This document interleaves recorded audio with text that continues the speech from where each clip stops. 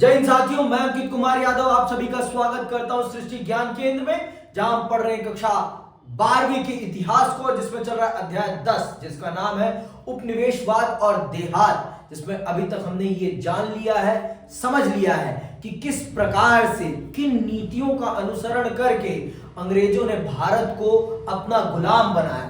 भारत को गुलाम बनाने में उनकी नीतियों ने कितनी बड़ी भूमिका निभाई और भारत के जमींदारों ने उनकी किस प्रकार से मदद करी।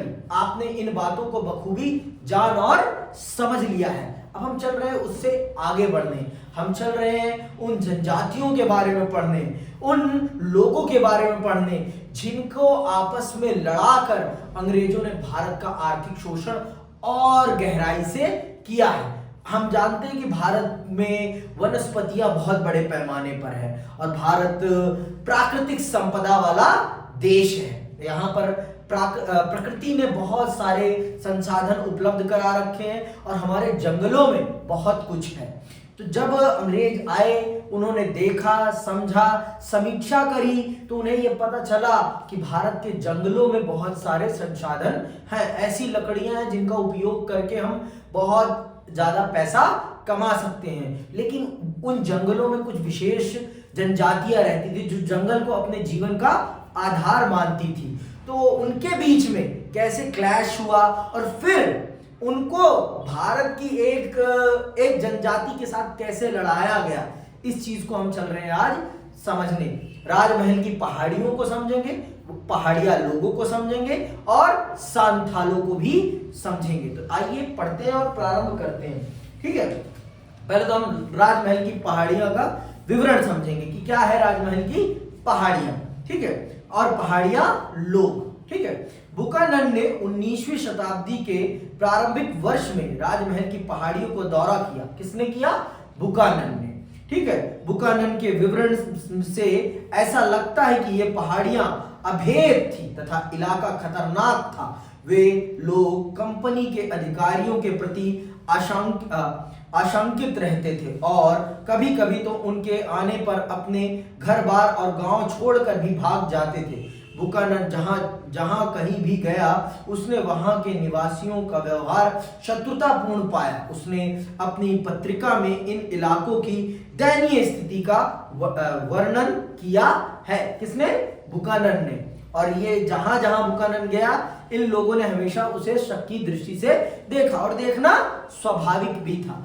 आप इस देश के नहीं हैं और आपके बारे में जो अफवाहें लोगों तक पहुंची है वो सकारात्मक नहीं है, वो नकारात्मक है, जिस कारण से लोग आपको सकारात्मक दृष्टि से तो नहीं देखने वाले। चाहे आप माने या ना माने, आपके प्रति लोगों का रवैया शत्रुतापूर्ण होगा ही होगा, क्योंकि जो लोगों के कान तक बात आई है, जो उन्हें पता चल रहा है समाज में क्या घटित हो रहा है, उसके आधार पर तो उन्हें इस बात का आभास है कि आप लोग एक बेहतर इंसान नहीं है, आप हमें लूट रहे हैं, खसोट रहे हैं। इसलिए भी हो सकता है कि ये पहाड़िया लोग जहां जहां बुकानन गया उसे शत्रुतापूर्ण दृष्टि से देखते हैं। आगे सुनिए। राजमहल की पहाड़ी के इर्द गिर्द रहने वाले लोगों को पहाड़िया कहा जाता था। वे जंगल की उपज से अपनी गुजर बसर करते थे और झूम खेती, शिफ्टिंग कल्टीवेशन करते थे। इसे कहते हैं झूम खेती। ठीक है, कभी यहां कभी वहां, कभी भी ये एक जगह रुककर खेती नहीं करते थे। ये रहते भी थे तो एक जगह 6 महीने एक साल, उससे ज्यादा वो कभी भी एक जगह सेटल होकर खेती नहीं करते थे। इस खेती को क्या कहा गया है? झूम खेती कहा गया है। तो पहाड़िया लोग किस प्रकार की खेती करते थे? झूम खेती करते थे। ये याद रखना है, ये 1 नंबर का प्रश्न है। ठीक है। वे झाड़ियों को काटकर और घास फूस को जलाकर भूमि को खेती योग्य बना लेते थे और अपने गुजारे के लिए ज्वार, बाजरा तथा तरह तरह की दालें उगा लेते थे। वे कुदाल से जमीन को खुरच कर उस पर कुछ वर्ष खेती कर लेते थे, फिर उसे कुछ वर्षों के लिए परती छोड़कर नए इलाके में चले जाते थे, जिससे उस भूमि में खोई हुई उर्वरकता फिर लौट आती थी। जंगल में होने वाले विभिन्न फल फूलों से भी ये अपना पेट भर लेते थे। पहाड़िया लोग इमली के पेड़ों के बीच झोपड़ियां बनाकर रहते थे। ये संपूर्ण प्रदेश को अपनी भूमि मानते थे तथा बाहरी लोगों के प्रवेश का प्रतिरोध करते थे। मतलब पूरे जंगल को ये अपना घर मानते थे, ठीक है। और बाहरी लोगों का आगमन से ये उसे बचाने का प्रयास भी करते थे। इनके समूह के मुखिया होते थे जो अपने समूह में एकता बनाकर रखते थे, आपसी लड़ाई झगड़े निपटा देते थे और अन्य जनजातीय अथवा मैदानी लोगों के साथ लड़ाई छिड़ने पर अपनी जनजाति का नेतृत्व तथा रक्षा का प्रयास करते थे। हर पहाड़िया जो लोग थे इनकी अपनी अपनी जनजातियां थी और हर जनजाति का अपना एक मुखिया होता था जो कि इन सभी कामों को अंजाम देता था। वो इनके आपसी इंटरनल डिस्प्यूट्स और दो समुदायों के बीच के और बाहरी लोगों से होने वाली लड़ाई में अपनी जनजाति का नेतृत्व करता था। पहाड़िया लोग मैदानी इलाकों पर बहुधा आक्रमण करते रहते थे, जहां किसान अस्थायी रूप से एक स्थान पर बसकर अपनी खेती बाड़ी किया करते थे। इन आक्रमणों का एक कारण था अकाल के वर्षों में स्वयं को जीवित रखना तथा दूसरा इन क्षेत्रों को अपनी ताकत का एहसास कराना। मतलब ये लोग जो लोग अस्थायी तौर पर रहकर किसानी खेती किया करते थे उनके ऊपर बार बार आक्रमण भी किया करते थे, जिससे कि उनके मन में डर बैठा रहे कि हाँ भाई कि कोई है। डर भी बिठाने का काम करते थे जिससे कि वो लोग जंगल की तरफ ना बढ़ सके, जंगल को काटने की हिम्मत ना कर सके। और जब कभी अकाल या भुखमरी आ जाती थी तो अपने आप को जीवित रखने के लिए वो इन चीजों को अंजाम देते थे, चोरी करते थे और लूट फसोट घसोट जो भी संभव हो सके जीवन के लिए वो किया जाता था, जिससे कि वो अपने आप को सरवाइव कर सके, अपने जीवन को सरवाइव कर सके और आगे बढ़ सके। समझ में आई बात? तो इतना काम होता था, ठीक है। आगे सुनो, आगे क्या है। इसके अतिरिक्त बाहरी लोगों के साथ दूसरा, इन क्षेत्रों को अपनी ताकत का एहसास कराना। इसके अतिरिक्त बाहरी लोगों के साथ राजनीतिक संबंध बनाने के लिए भी ऐसे आक्रमण किए जाते थे। मैदानों में रहने वाले जमींदार बहुधा इन पहाड़ी मुखियाओं को नियमित रूप से खिराज देकर उनसे शांति खरीदते थे। व्यापारी भी इन पहाड़ियों द्वारा नियंत्रित रास्तों का प्रयोग करने की अनुमति प्राप्त करने हेतु उन्हें कुछ पथ कर दिया करते थे। इसके बदले में पहाड़िया मुखिया उनकी तथा उनके माल की सुरक्षा की गारंटी प्रदान करते थे। तो ये इनकी कमाई का भी एक जरिया था। अगर डर नहीं बिठाओगे तो कौन आपको पैसा देगा भाई, सुरक्षा का, है ना। जैसे अमेरिका को पूरी दुनिया पैसा देता है, वैसे ही ये पहाड़िया लोग के मुखिया भी पैसा उगाही का ये तरीका अपनाते हैं। किसानों की मुखियाओं से पैसा लेने, हम तुम्हारे खेत वेत नहीं खराब करेंगे। और जो जंगल से व्यापारी रास्ते जाते थे उसके लिए व्यापारियों से टैक्स लिया जाता, तुम्हारा माल नहीं लूटा जाएगा और नहीं दोगे तो तुम्हारा माल दबा के लूटा जाएगा, निकाल के दिखा दो। तो इस तरह से कमाई का भी ये तरीका था उन लोगों का, जिसके माध्यम से वो लोग अपने आप को सक्षम बनाते थे, ठीक है। आगे सुनो, यह स्थिति अधिक समय तक नहीं चली। अंग्रेज लोग इन पहाड़िया लोगों को असभ्य, बर्बर, क्रूर और उपद्रवी मानते थे। कौन मान रहा है ये सारी चीजें? अंग्रेज, जिन पर शासन करना उनके लिए कठिन था। इसीलिए उन्होंने एक ओर तो इन जंगली लोगों को सभ्य बनाने का प्रयास किया तथा दूसरी ओर इस क्षेत्र में खेती को अस्थायी बनाया। अंग्रेजों के लिए अस्थायी कृषि का विस्तार इसलिए आवश्यक था, अंडरलाइन करना, क्यों?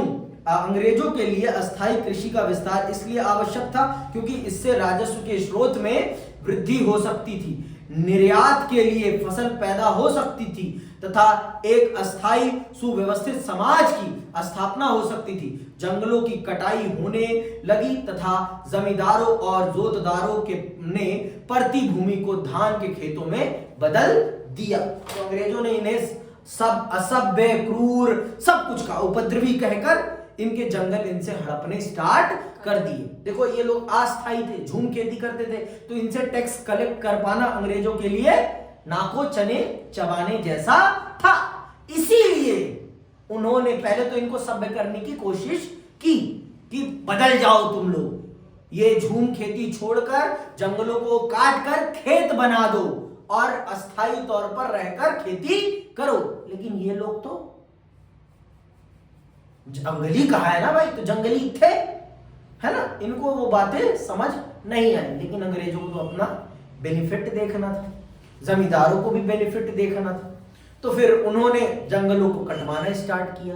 और इसके लिए उन्होंने किनको बुलाया? सांथाल लोगों को। अभी आगे आएगा कि इनके और पहाड़िया लोगों के बीच में कैसे होता है कलह। ठीक है, अब देखो सुनो।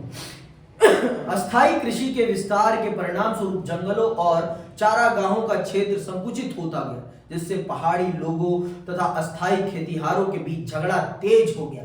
होना स्वाभाविक था, जब तुम मेरे एरिया में घुस रहे हो तो लड़ाई तो होगी ही होगी, क्योंकि खेती का विस्तार हो रहा था और खेती का विस्तार होने के कारण जंगल, चारागाह सब समाप्त होते जा रहे थे, क्योंकि उनको खेतों में तब्दील किया जा रहा था। और किसके कहने पे किया जा रहा था? अंग्रेजों के कहने पर। और क्यों? क्योंकि उससे टैक्स आता। चारागाह से तो कोई टैक्स आने वाला नहीं है, जंगल से कोई टैक्स आने वाला नहीं है, आएगा तो कैसे आएगा? खेत से आएगा। और खेत जब तक जंगल कटेंगे नहीं, खेत का विस्तार हो नहीं सकता। समझ में आई बात? तो इसीलिए अंग्रेजों ने जंगलों को कटवाया और अस्थायी कृषि को बढ़ावा दिया। और इसमें उनका साथ किन लोगों ने दिया? जमींदारों ने। और किस समुदाय ने साथ दिया? सांथालों ने भी। ठीक है, अभी आगे आएगा, सांथाल भी विद्रोह करेंगे, सुनना। पहाड़ी लोग अब पहले से अधिक नियमित रूप से बसे हुए गांवों पर हमले बोलने लगे तथा ग्रामवासियों से अनाज और पशु छीन झपट कर ले जाने लगे। इन पहाड़ियों पर काबू रखने के प्रयासों में असफल होने पर 1770 के दशक में इन्होंने इनका सफाया करने की नीति अपना ली तथा इसका शिकार एवं संहार करने लगे। इसके पश्चात 1780 के दशक में भागलपुर के कलेक्टर अगस्टस क्वेलीलैंड ने शांति स्थापना की नीति का प्रस्ताव किया, जिसके अनुसार पहाड़िया मुखियाओं को एक वार्षिक भत्ता दिया जाना था, जिसके बदले में उन्हें अपने लोगों के चाल चलन की जिम्मेदारी लेने के साथ साथ अपनी बस्तियों में व्यवस्था बनाए रखने तथा अपने लोगों को अनुशासन में रखने का भी प्रयास करना था। कुछ पहाड़िया मुखियाओं ने यह वार्षिक भत्ता स्वीकार कर लिया तथा औपनिवेशिक सरकार के वेतनभोगी बन गए। इससे वे अधीनस्थ कर्मचारी अथवा वैतनिक मुखिया बन गए तथा अपने समुदाय की सत्ता खो बैठे। जिन्होंने भी अंग्रेजों की चापलूसी स्वीकार करी, उन्हें पहाड़िया जनजाति के लोगों ने अपना नेता मानने से साफ तौर पर इनकार कर दिया। साफ तौर पर इनकार कर दिया। हमने मुखिया आपको अपने हितों की रक्षा के लिए बनाया है, ना कि अंग्रेजों के हितों की। समझ में आई बात? तो उन लोगों ने उस व्यक्ति को जो था मुखिया, उसे उसके पद से निलंबित कर दिया। कहा कि अब आप हमारे नेता नहीं हो सकते हैं, क्योंकि आप हमारा पक्ष नहीं, आप उनका पक्ष लेने और उनकी भाषा बोलने के लिए आ रहे हैं। और हमें अपनी भाषा बोलने वाला चाहिए, हमें उनकी भाषा बोलने वाला नहीं चाहिए। तो देखिए अंग्रेजों ने किस प्रकार की कूटनीति का प्रयास किया है आपको तोड़ने का। आप में से ही उन्होंने पहले लालच को निकाला कि कौन है लालची, किसका जमीन हम खरीद सकते हैं। जिसका जमीन हम खरीद पाएंगे उसके माध्यम से हम इस समुदाय को ही खंडित कर देंगे। लेकिन इतना आसान नहीं था, नहीं कर पाते शुरू में। आगे सुनो। संभवतः आम मुखियाओं को इस स्थिति का पूर्वाभास था, इसीलिए बहुत से पहाड़िया मुखियाओं ने ब्रिटिश सरकार का यह भत्ता लेने से मना कर दिया। जब बुकानन 1810-11 में इस क्षेत्र की यात्रा पर गया, उस समय पहाड़िया लोग स्वयं को शत्रुतापूर्ण सैन्य बलों से सुरक्षित करने तथा ब्रह तत्वों से संघर्ष चालू रखने के लिए पहाड़ों के भीतरी भाग में चले गए थे।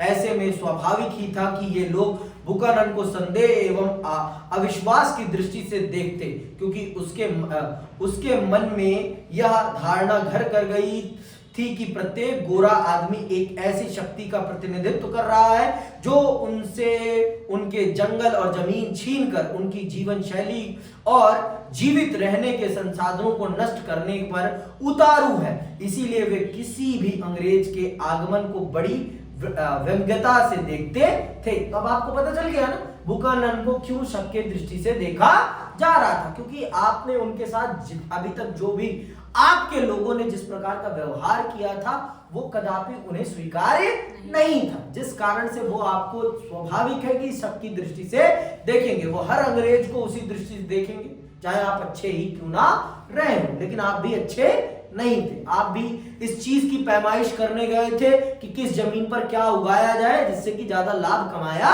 जा सके। आप भी अंग्रेजों के हित का काम करने गए थे, ना कि पहाड़िया लोगों के हित का। समझ में आई बात? तो आपको भी शक की दृष्टि से स्वाभाविक है देखा ही जाएगा। इन्हीं दिनों सांथालों ने निचली पहाड़ियों पर अपना कब्जा जमा लिया था। उन्होंने जंगलों का सफाया करके वहां पर खेती प्रारंभ करना शुरू कर दिया था। उन्होंने जमीन जोत कर चावल एवं कपास का उत्पादन करना शुरू कर दिया था तथा बड़ी संख्या में वहां बसने लगे थे। इसीलिए पहाड़ियों को राजमहल की पहाड़ियों में और भीतर की ओर पीछे हटना पड़ा। पहाड़ियों एवं सांथालों के बीच संघर्ष लंबा चला। इन सांथालों को यहाँ राजमहल की पहाड़ियों में बसने के लिए बुलाने वाला कोई और नहीं अंग्रेज ही थे, और इनके बीच में लड़ाई कराने का काम अंग्रेजों ने ही किया। देख लो ना, उनकी लाठी टूटी और सांप भी मर गया। उनकी लाठी नहीं टूटी, अंग्रेजों को एक पैसे का नुकसान नहीं हुआ। हमें ही आपस में लड़ाकर उन्होंने अपने मंसूबों को पूरा कर लिया। यह है अंग्रेजों की नीति कुशलता, यह है अंग्रेजों की नीति कुशलता। आप इस चीज को समझिए। पहाड़िया भी हमारे, सांथाल भी हमारे, जमीन भी हमारी, जंगल भी हमारा, खेत भी हमारे, और प्रॉफिट किसका? अंग्रेजों का। अंग्रेजों का सारा प्रॉफिट। हमें क्या मिला? बाबा जी का ठुल्लू, कुछ नहीं मिला। अब देखिए आगे, जब इन सांथालों ने अपनी मेहनत से जंगल को काट कर उपजाऊ खेत में तब्दील कर दिया, इनके साथ क्या करते हैं ये भी सुन लो। इनकी भी कोई खास इज्जत नहीं करेंगे। इनकी जमीनें कैसे हथियाई जाएगी, जमींदारी प्रथा में कैसे ली जाएगी, ये भी सुन लो।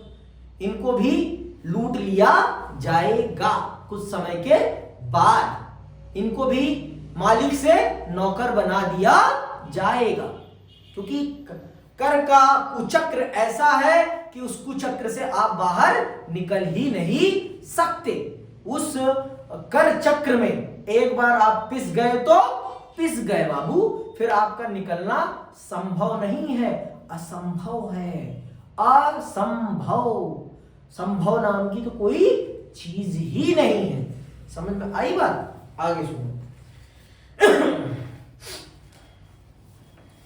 राजमहल श्रृंखला का एक भाग था गंजूरिया पहाड़, जिसके पार करने के बाद बुकानन एक गांव में पहुंच गया। इस पुराने गांव के आसपास की जमीन को खेती के लिए साफ कर लिया गया था तथा इस क्षेत्र का काया पलट कर दिया गया था। इसके विषय में बुकानन ने लिखा है, गंजूरिया में अभी अभी काफी जुताई की गई है, जिससे यह पता चलता है कि इसे कितने शानदार इलाके में बदला जा सकता है। मैं सोचता हूं इसकी सुंदरता और समृद्धि विश्व के किसी भी क्षेत्र जैसे विकसित की जा सकती है। यहाँ की जमीन अलबत्ता चट्टानी है और बहुत ही ज्यादा बढ़िया है। बुकानन ने जितनी बढ़िया सरसों और तंबाकू वहां देखी, उतनी कहीं नहीं देखी। देख लीजिए क्या कह रहे हैं बुकानन बाबू। तो जब ये देखता है कि इन लोगों के अंदर जंगलों को काट कर खेत बनाने की क्षमता है, तो अंग्रेजों को एडवाइस करता है, इन लोगों के बारे में बताता है। फिर क्या होता है सुनना। यहां पर यह भी जानना उपयोगी होगा कि सांथाल लोग राजमहल की पहाड़ियों में कैसे पहुंचे। ये लोग यहां रहते नहीं थे, इनको लाया गया है किस लिए? पहाड़िया लोगों से जंगल को कटवाने के लिए, खाली कराने के लिए और जंगलों को खेत में तब्दील करने के लिए। समझ में आई बात? ये पूछा जा सकता है प्रश्न, और ये एक सबसे महत्वपूर्ण प्रश्न बनता है कि सांथालों के माध्यम से पहाड़िया लोगों को किस प्रकार से राजमहल की पहाड़ियों से बाहर निकाला गया। ये बहुत महत्वपूर्ण प्रश्न है आपके बोर्ड का, बहुत ही ज्यादा। तो बहुत ही समझदारी के साथ काम करना है आपको, बहुत ही समझदारी के साथ। अगर आप समझदारी के साथ काम कर गए तो आप बहुत आगे निकल जाएंगे, और नहीं कर पाए सर पत्थर ठक कदे मारना उस पर, ठीक है, अब फूट जाएगा थोड़ा सा, और क्या होगा इससे। यहां पर यह भी जानना उपयोगी होगा कि सांथाल लोग राजमहल की पहाड़ियों में कैसे पहुंचे। जब ब्रिटिश लोग पहाड़ियों को अपने बस में करके अस्थायी कृषि के लिए एक स्थान पर बसाने में असफल रहे। सुन रहे हो ना क्या कह रहा है? जब ब्रिटिश लोग पहाड़ियों को अपने बस में करके अस्थायी कृषि के लिए एक स्थान पर बसाने में असफल रहे तो उनका ध्यान सांथालों की ओर गया। उनका ध्यान किधर गया? सांथालों की ओर। कब गया? जब वो पहाड़िया लोगों को अस्थायी कृषक नहीं बना पाए तो। अस्थायी कृषक नहीं बना पाए किनको? पहाड़िया लोगों को। तो उनका ध्यान किधर गया? सांथालों की तरफ। आगे सुनो। जमींदारों ने सांथालों को नई भूमि तैयार करने तथा खेती का विस्तार करने के लिए भाड़े पर रखा था। किस पर रखा था? भाड़े पर रखा था। ठीक है, ये बहुत ही इंपॉर्टेंट चैप्टर है। भाड़े पर रखा था। ब्रिटिश अधिकारियों ने उन्हें जंगल महलों में बसने का निमंत्रण दिया। पहाड़िया लोगों का व्यवहार भी उपद्रवी था तथा जंगल काटने के लिए वे हल को हाथ लगाने के लिए भी तैयार नहीं थे। उनकी अपेक्षा सांथालों को ना तो जंगलों का सफाया करने में कोई संकोच था और ना ही खेती करने में। देखो पहाड़िया लोगों को तो जंगल काटने में कोई इंटरेस्ट नहीं था, लेकिन इनको तो पूरा था, इनको उससे कोई फर्क नहीं पड़ता था। क्या लिखा है देखो, पहाड़िया लोगों का व्यवहार भी उपद्रवी था तथा जंगल काटने के लिए वे हल को हाथ लगाने के लिए तैयार नहीं थे। कौन? पहाड़िया लोग। लेकिन इनको उससे कोई फर्क नहीं पड़ता। किनको? सांथालों को। ठीक है, उनकी अपेक्षा सांथालों को ना तो जंगलों का सफाया करने में कोई संकोच था और ना ही खेती करने में, बल्कि भूमि की जुताई तो वे पूरी ताकत लगाकर करते थे। इस दृष्टिकोण से वे अंग्रेजों को आदर्श बाशिंदे प्रतीत हुए। इसलिए ये अंग्रेजों को आदर्श बाशिंदे प्रतीत हुए कि अब इनके कंधे पर बंदूक रखकर गोली चलाई जा सकती है। आराम से इन जंगलों को काटकर खेत बनाया जा सकता है और अपने मंसूबों को पूरा किया जा सकता है। ऐसे थे अंग्रेज। कितने प्यारे थे अंग्रेज ना, कितने प्यारे थे। वर्षा ऐसा नहीं कहते बेटा, बहुत प्यारे थे वो, बहुत ही ज्यादा प्यारे थे। इतने प्यारे थे कि हमारा इतनी बार काट दिया फिर भी हम कभी समझ नहीं पाए, और ना हम आज भी समझ पा रहे हैं।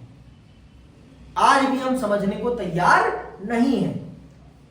ये हमारे देश के लिए कितने बड़े सुख और सुविधा की बात है, कितने बड़े सुख और सुविधा की बात है। आज भी हम समझ नहीं पा रहे हैं और समझना भी नहीं चाह रहे हैं, है ना। तो नहीं समझो, मत समझो, फिर बनोगे गुलाम, फिर खाओगे जूते, फिर चाटोगे जूते, तभी आएगा मजा, आनंद भोगोगे।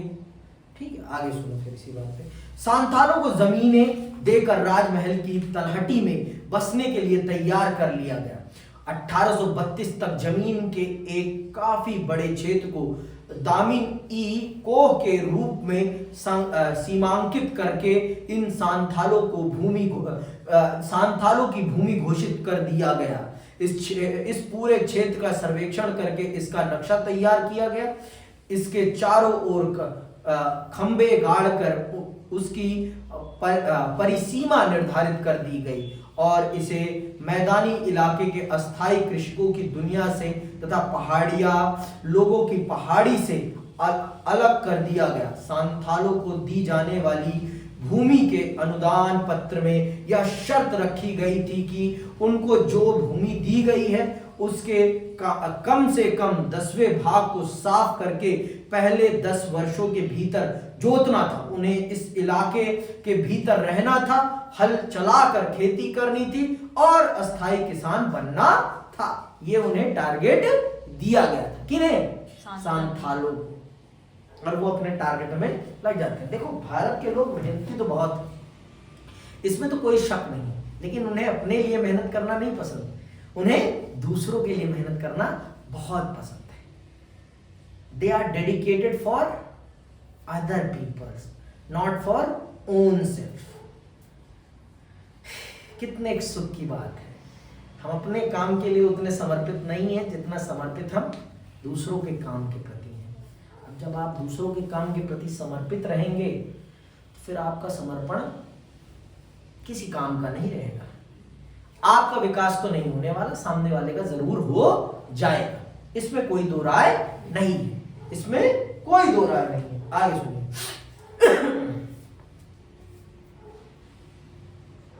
राजमहल की पहाड़ियों पर सांथालों के बसने के समय पहाड़िया लोगों ने क्या ऊपर वाला दामिन एक कोह में सीमांकन के बाद सांथालों की बस्तियां तथा जनसंख्या में तेजी से वृद्धि हुई। सांथालों के गांवों की संख्या जो 1838 में 40 थी, वह 1851 तक 1473 हो गई तथा इसी अवधि में जनसंख्या 3000 से बढ़कर 82,000 से भी अधिक हो गई।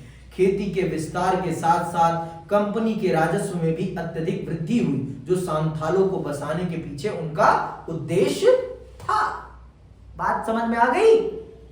उद्देश्य की पूर्ति हो गई कि नहीं हुई? हो गई ना?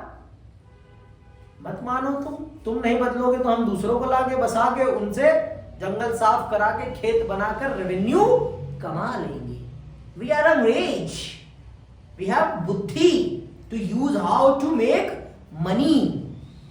तो हमने अपनी बुद्धि पूरी लगाई और हमने आपको चूतिया बनाकर आपके देश को लूट लिया, और आपके ही लोगों के माध्यम से, किसी और के माध्यम से नहीं। पेपर में ये बातें मत लिखना, लेकिन लिखना सही से, ठीक है, कि किस प्रकार से सांथालों का प्रयोग किया गया राजमहल की पहाड़ियों से पहाड़िया लोगों को बाहर निकालकर जंगलों को बर्बाद करके खेत बनाने में। ठीक है, ये बातें लिखनी है वहां पर उस दृष्टिकोण से। ठीक, आगे सुनो।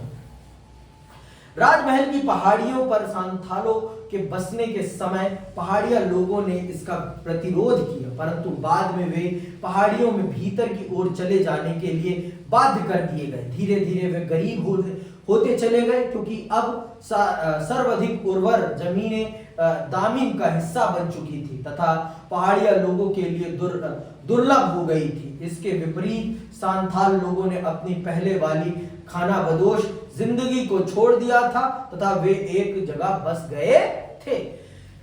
समझ में आई बात? अब सांथालों की चांदी हो गई थी, और जिसने मेहनत करके, पूरी मेहनत करके जमीन को, जंगल को जमीन बनाया हो, वो किसी भी कीमत पर उस जमीन को अपने हाथ से तो जाने नहीं देगा।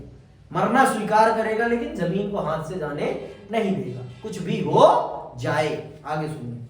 परंतु सांथालों की समझ में यह शीघ्र ही आ गया कि जिस भूमि को साफ करके उन्होंने उस पर खेती शुरू की थी, उस पर सरकार भारी कर लगा रही है और जमींदार लोग दामिन इलाके पर अपने नियंत्रण का दावा कर रहे हैं। अब सांथालों को भी बहुत जल्दी ये बात समझ में आ गई कि ये सरकार जल्दी ही हमारी मेहनत से तैयार की गई जमीन कर के माध्यम से जमींदारों के हाथों में पहुंचा देगी। भाई कर इतना बढ़ा दिया गया, पैदावार उतनी है नहीं, तो मजबूरन आपको क्या जमींदार से क्या लेना पड़ेगा, लोन कर लेना पड़ेगा, है ना, लोन लेना पड़ेगा, और लोन आप चुका नहीं पाओगे तो एक ना एक दिन जमींदार क्या कर लेगा, आपकी जमीन को हड़प लेगा। एक ना एक दिन तो वो आपकी जमीन को हड़प ही लेगा और आप कुछ भी नहीं कर पाओगे, आप कुछ भी नहीं कर पाओगे बेटा, ये वास्तविकता है। आप कुछ नहीं कर पाओगे, आप सिर्फ देखते रह जाओगे। फिर से कह रहा हूं, आप कुछ भी नहीं कर पाओगे, आप सिर्फ देखते रह जाओगे।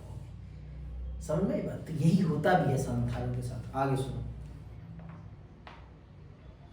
साहूकार लोग बहुत ऊंची दर पर ब्याज दे रहे थे, जिसे अदा न कर पाने की स्थिति में जमीन पर ही कब्जा कर लेते थे। इन परिस्थितियों में सांथालों को वास्तविकता समझ में आने लगी। इसके उनके मन में इच्छा जागृत हुई एक ऐसे आदर्श संसार के निर्माण की जहां उनका अपना शासन हो। उन्हें शोषण का एहसास होने लगा था। उन्हें लगा कि अब समय आ गया है जमींदारों, साहूकारों एवं औपनिवेशिक राज्य के विरुद्ध विद्रोह करने का। परिणाम स्वरूप उन्होंने विद्रोह 1855-56 में किया, यद्यपि दबा दिया गया। सांथाल विद्रोह के बाद सांथाल परगने का निर्माण कर दिया गया, जिसके लिए 5500 वर्ग मील का क्षेत्र भागलपुर एवं वीरभूमि जिलों में से लिया गया। ठीक है, तो इन्होंने भी इस बात को समझ लिया और विद्रोह किया, लेकिन विद्रोह को दबा दिया गया। ठीक है, बुकानन का विवरण पढ़ लेते हैं थोड़ा सा। ठीक है, इसके बाद आते हैं तब तक देखना, थोड़ा टाइम देखेंगे कितना है अपने पास।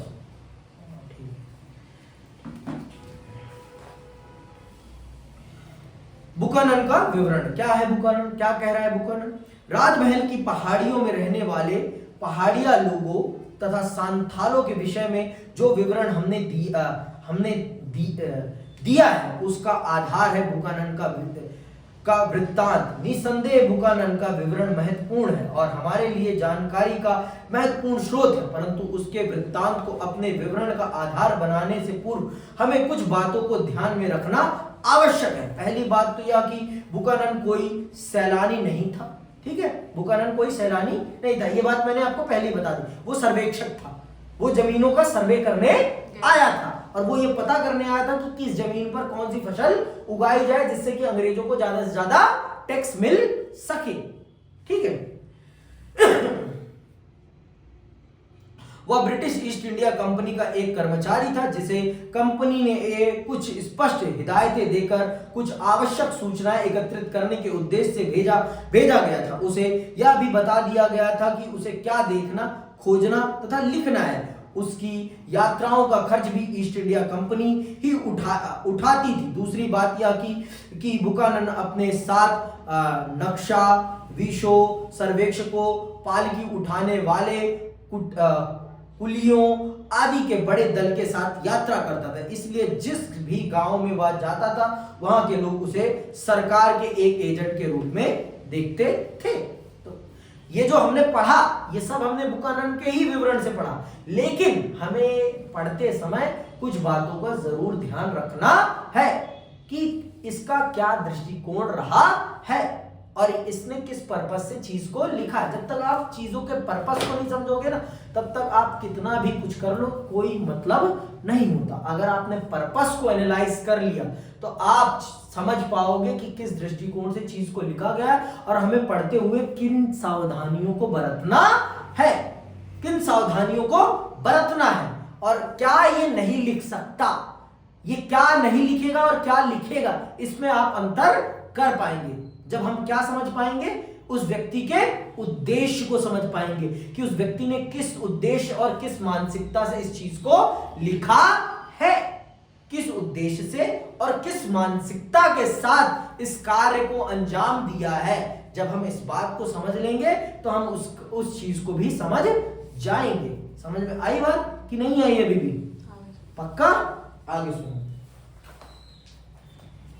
एक आधुनिक विद्वान ने लिखा है, जब कंपनी ने अपनी शक्ति को सुदृढ़ बना लिया और अपने व्यवसाय का विकास कर लिया तो वह उन प्राकृतिक संसाधनों की खोज में जुट गई जिन पर कब्जा करके उनका मनचाहा उपयोग कर सकती थी। उन्होंने परिदृश्यों तथा राजस्व स्रोतों का सर्वेक्षण किया, खोज यात्राएं आयोजित की और जानकारी इकट्ठा करने के लिए अपने भूविज्ञानियों, भूगोलविदों, वनस्पति विज्ञानियों और चिकित्सकों को भेजा। निस्संदेह असाधारण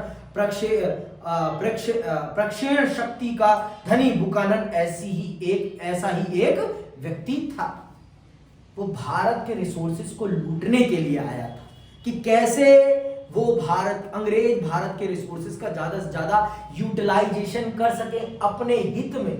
वो इन सब चीजों का धनी व्यक्ति था, वो बहुत ही विद्वान था, वो एक भूगोल शास्त्री था, वो एक वनस्पति वैज्ञानिक था, वो एक चिकित्सक था, वो एक सर्वेक्षक था।